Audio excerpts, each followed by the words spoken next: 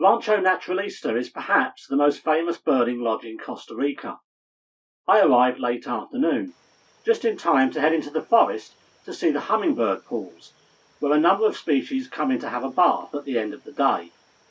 As usual, the lack of light penetrating the forest floor made for tough videoing conditions, but I managed to catch a few hummingbird bath bombs into the pools, which is how these tiny birds wash themselves.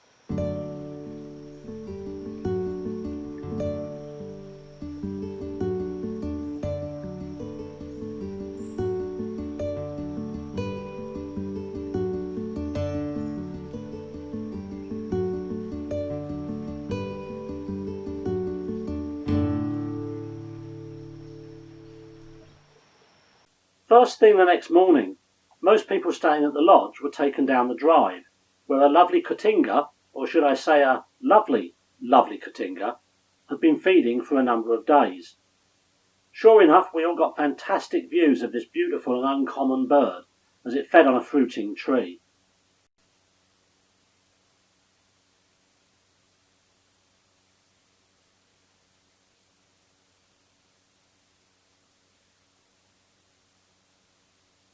A quick return to the lodge was made for some breakfast, with some accompanying feeder action. I then spent the rest of the morning on the lodge's forested trails. You really do need a guide for these dark forest trails, and although photography was limited, the bird list was quite long.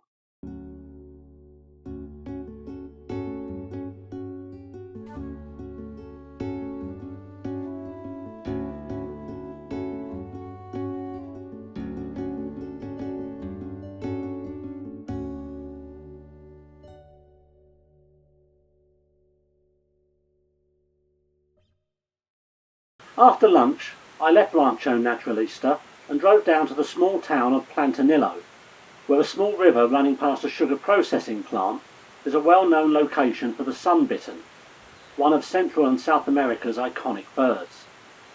The sunbitten proved very easy to find, with a pair nesting above the stream. This is a very distinctive looking bird that becomes even more distinctive when opening its wings to reveal an amazing pattern.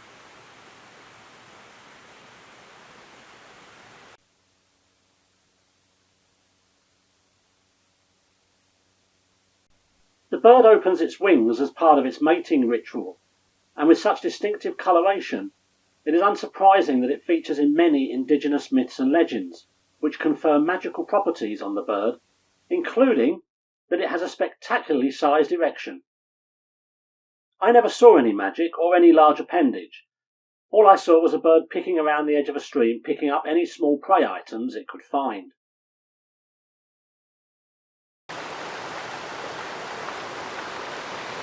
Joining in the hunting on the river was a green heron, which has a much smaller manhood, and there was also a torrent pteranulate, who asked not to talk about the size of his.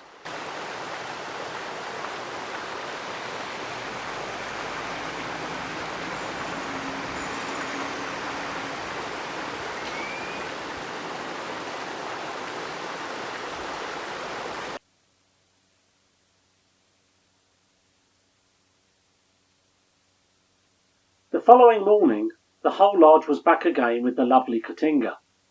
Well, how can you ever get enough of a bird like this? This time it was accompanied by a squirrel cuckoo.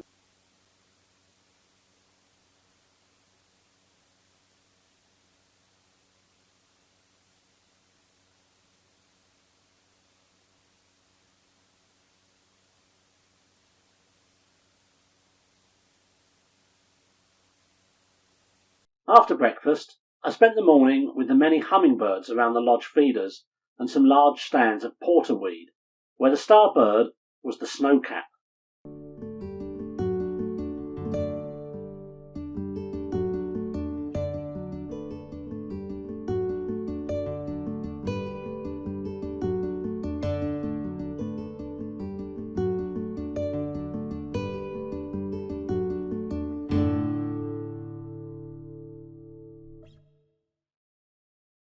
A bit of a slog, a 3-hour slog to be precise, saw me arrive at La Selva biological station in the late afternoon, just in time to have a quick rest and then go for a nocturnal walk, which revealed quite a few strange looking insects, but unfortunately no snakes.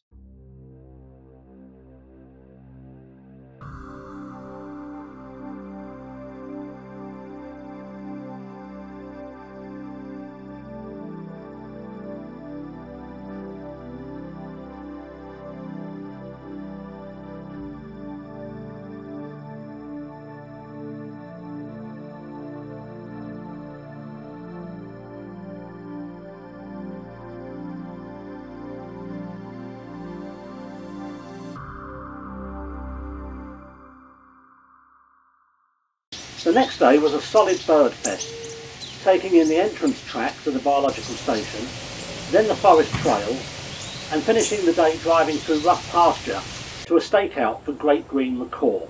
It was a fantastic day, if a little tiring.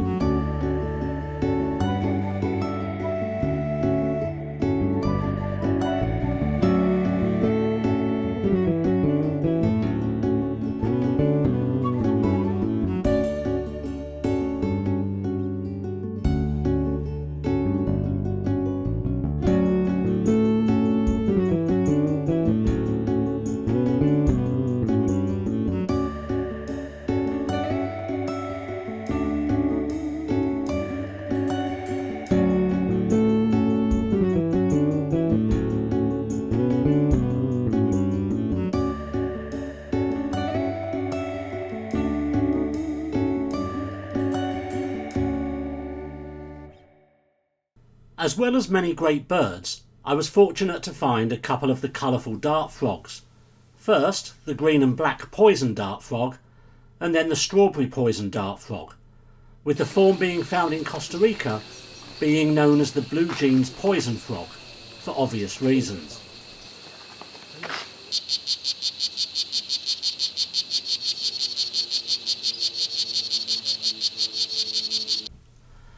Mammals seen included a Hoffman's two-toed sloth and a very lucky sighting of a neotropical river otter, which checked me out as much as I was checking it out.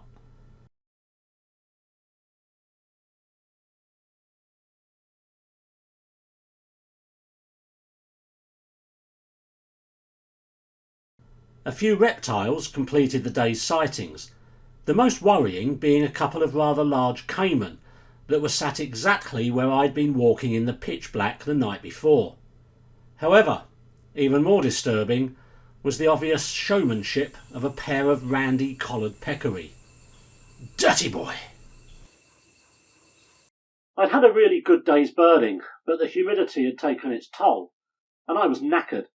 To give some idea about how humid it is in Costa Rica, it actually takes about 5 minutes to unroll your underwear off your legs at the end of the day, as opposed to just falling off you in Lancashire.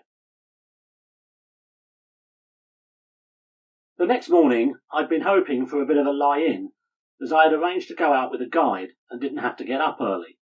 However... Well, it's about 5:45 in the morning. Here we are, 2 days left. I've given up on getting any more sleep tonight. So I'm up and about now, because there's a natural alarm clock in this rainforest, and that is howler monkeys, who just make the biggest racket imaginable. So here I am, not so much bright-eyed and bushy-tailed as miserable and forlorn. Over now.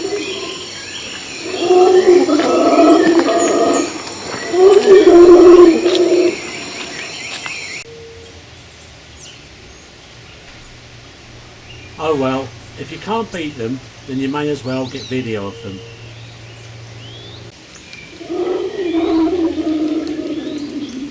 But you always need to be careful when looking up, as you never know when one of the world's most poisonous spiders is going to start crawling around your feet.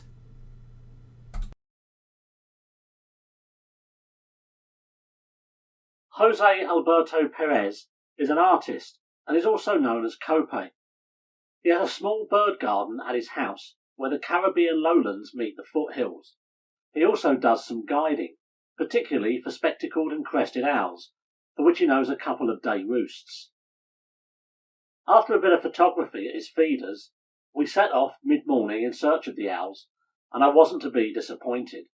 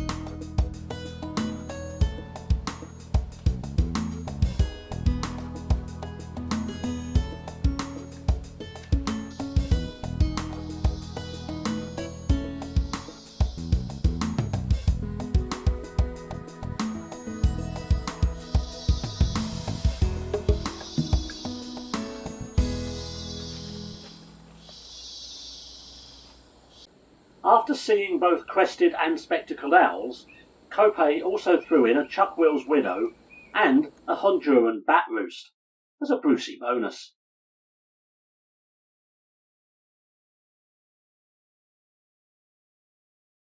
He then took my camera and got right up close to a snake, despite me pleading that I really didn't need a full-frame portrait of its tongue before it bit him.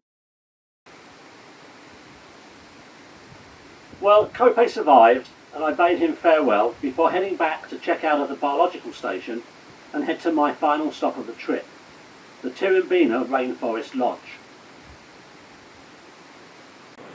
Bird-wise, late afternoon at Tirimbina was not very productive, but a very obliging brown-throated three-toed sloth more than made up for the lack of avian action.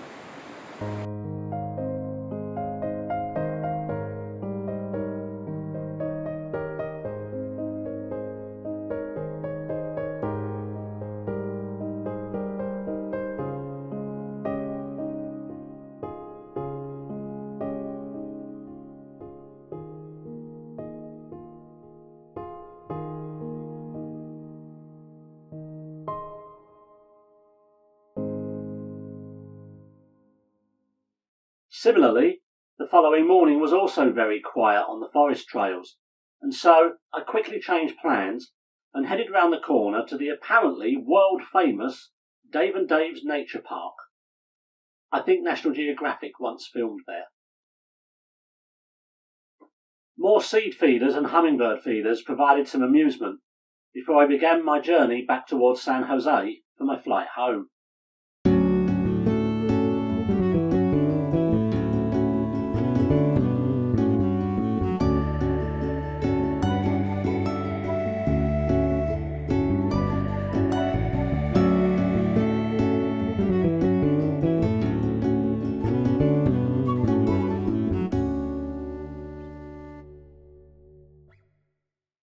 However, I still had time for a couple more stops. First up was a quick half-mile detour into a rainforest called La Virgin, where, with the clock ticking down, I lucked upon a mixed feeding flock and got a few more new birds.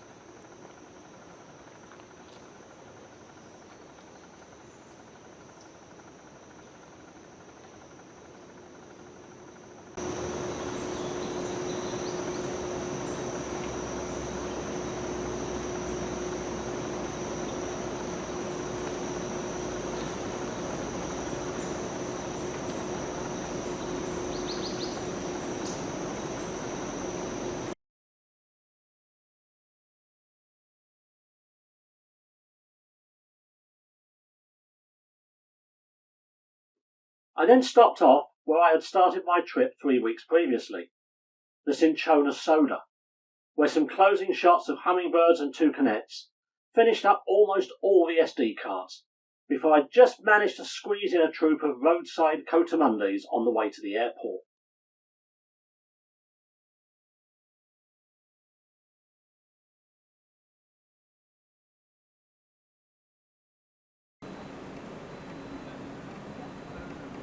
And that was that.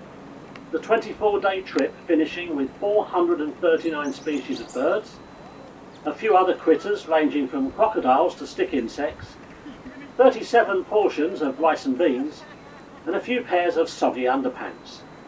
Adios amigos.